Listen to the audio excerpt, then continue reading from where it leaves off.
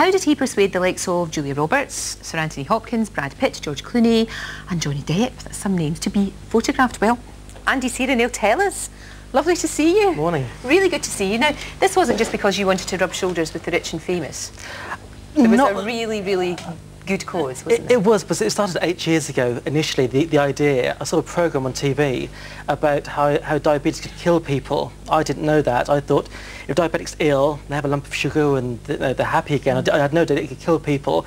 Are you diabetic? No, I'm not. I know. But it's a programme, and I was really inspired by it because it contributes to heart disease, and your limbs can be infected and amputated. In extreme cases. Absolutely. So you were so shocked by that. This was your idea, was to go and take pictures of famous people? Exactly. I was being a photographer, and I'm such a movie buff. I thought if I marry the two together, what I'm doing, and there's celebrity portraits to raise money for charity, then I thought. So what you came up with is a brilliant idea. And funnily enough, I was playing this with my children over the summer. 6 degrees of separation. And that's the theory. It's an American theory that you can link yourself to anyone on the planet in 6 jumps. Yep. So someone down in Central America somewhere, in 6 jumps, I know you, you know you, you know you. In 6 jumps, you can get to anyone on the planet. And you decided to do that with stars. With actors, yeah. But basically, I take a photograph of an actor, for example, Dustin Hoffman, and ask him, who do you want to be your connection? And he'd suggest, like, Brad Pitt, for example. Yeah. And then I shoot Brad and... Right. So let's go back to the beginning. So the first person that started this off was Joss Ackland. Now he was the first person. Who did he put you in contact with? I was way back. I mean, I wrote 300 letters. He's the only person to answer a letter way back then. So Joss, he answered and said, Greta Scacchi, they work together in White Mischief. That's the husband and wife. And he said, the great friend, she lives down in south of England. And he said, I'm sure she'd love to do it. And he gave me her home phone number. So I phoned her myself. That's good. And then from her, what was next? How did you start? She then went to Alan Cumming. Oh yeah, I like him. And Alan's fantastic. I mean, I've seen him a few times, and we've become quite friends. So obviously, during this incredible journey that you've undertaken, with the fact that they have passed you on from celebrity superstar to superstar, you've ended up with some, as you say, some terrific moments. Yeah, absolutely. The picture behind you there, now there's Brad Pitt. You had been told, and we all expect, that Brad Pitt is going to arrive for a photo session with about 400 people. Absolutely. There's a truck going to arrive outside. Yep. So what happened to you? I was always told it's going to be the Brad Pitt experience. That there's going to be 15 people, bodyguards, personal trainers, assistant stylists. So I was at Shepperton, he's over here filming Troy, and I was at the studios setting up my lighting, getting everything ready, and I had a little squeal outside from some excited girls, and I thought, well, he's obviously here. And there's a little tiny sort of knock at the door, and I expected it to be like an assistant or a PA. Yeah. Flung the door opened, and he was there by himself. There was no driver, nothing. He come in, he put his arm around me straight away, said, "Hi Andy, how are things?"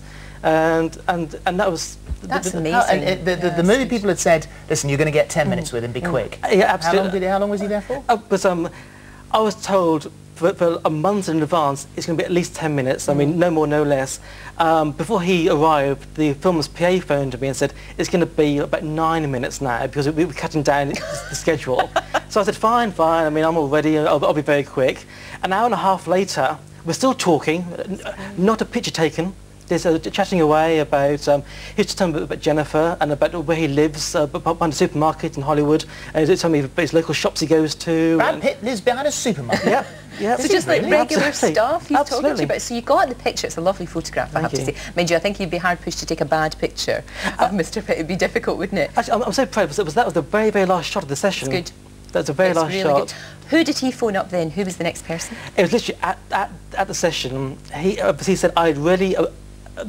I can see there's no Andy Gotts machine behind you. Yeah, you're one guy by yourself, no publicist. I want to help you. What can I do? I said, well, I'll need a suggestion from you. He said, fine, who do you want? And I said, well, Clooney would be nice. Wouldn't it? And so he literally got his mobile out, dialed straight away, And he went into the corner of the studio, and there's a bit of giggling going on, a bit of laughing, and there's Andy's view, and passed the phone over. And George it was Clooney, George I Clooney. It was George. And what a lovely photograph that is. And literally, George said to me, are you busy? I'm at Lake Como for the summer holiday. Do you want to come over and come to my villa? And you fitted that into your busy schedule? I You said, fitted that in. I'll be there. With his fat ducks. He's got 3 obese ducks. It's really, I mean, he is a pet fanatic, and his garden sort of backs onto Lake Como, and all the wildlife comes onto his garden. There's 3 big, huge ducks that sort of come up and down his hallways in his house. Or does he feed the ducks Yeah. to make them so fat? Because he's got a pig in Hollywood, hasn't he? He's got a pot-bellied pig. A pot-bellied pig. Ah, so he lavishes affection on his He ducks. loves animals. He does. So how did you get to Sir Anthony here, who was, I know, someone that you tried for quite a long time to get Absolutely. Was Anthony Hopkins. From day one, I made a wish list of people I'd like to be involved. And luckily, I've done a lot of them within the first 3 years. Anthony Hopkins, someone that's eluded me for a long, long while, always said no, or has always been busy. I think I've wrote about 9, 10, 11 letters to him every time there's negative response. Then I mentioned to Brad Pitt that, you know, I'd like... Your mate What Brad. are you like? Yeah, to be me able and to Brad. name Give him a drop. shout beyond the supermarket. Absolutely. And he put down his groceries. He said no. He said, I'll give him a call, and I'll do it. And So Brad sorted it? yeah. He sorted it out for basically. you? He even knew Anthony, and then Anthony's publicist. Yeah. I found the publicist, and he said he'll be in London doing a film later on in the year. What was he like? Very ill. He had an extreme bad summer cold. It wasn't just a cold, it was really bad. The shoot was based at about 2 o'clock in the afternoon at Dorchester. And he came to the door, he came in, you could see he wasn't very well. But we'd done the shoot, then he went straight back to bed again. I mean, he got up just for the shoot. Of course, he came in, but he was in a bad way. He had a terrible cold, He summer was- cold, and that sort of stuff. But he was still in good spirits. Absolutely. What about old misery guts here? Yeah, I mean, Gwyneth, she's helped the project, so she's obviously a lovely person. Of course. Of course, anyone who's given me time have been fantastic, but a lot of people have said no. Yeah. So obviously they're not very nice people, but Gwyneth gave me the time. She was in a bad mood, though. She wasn't happy. She also had a cold. She was filming the Sylvia Plath story over here. She didn't want to be there. She had an appalling cold. But I got the shot after about 20 minutes wanting her to smile, pleading for her to smile a tiny bit. And you were saying to her, you don't want to be here, do you? You don't yeah, want to do this. She quite obviously didn't want to be where Absolutely. I literally said, no, I'm wasting film, really, because I can't use any of these shots. So I was a little bit joking to her, and I got the smile that I was looking for. You had to be a bit rude, didn't you? I had a bit naughty, but she So the smiled. look that you've got here is you decided that the only way to get any sort of reaction from her was to give her a hard crude. time. Basically, be crude be and crude. rude. So you said something to her, which we can't repeat now on television, but you said something, and that is her look to her publicist. That is, I mean, literally, I said quite a loud mouthful. The publicist dashed in the room. Gwyneth started laughing hysterically, turned to a publicist, and that was a shot as It's she a was... cracking shot, though. It's really good. And, but I mean, she has, I mean, people like Gwyneth who are brought up in, like her parents are actors, Yeah, sure. and so obviously people born into the industry, this is like an everyday thing to them.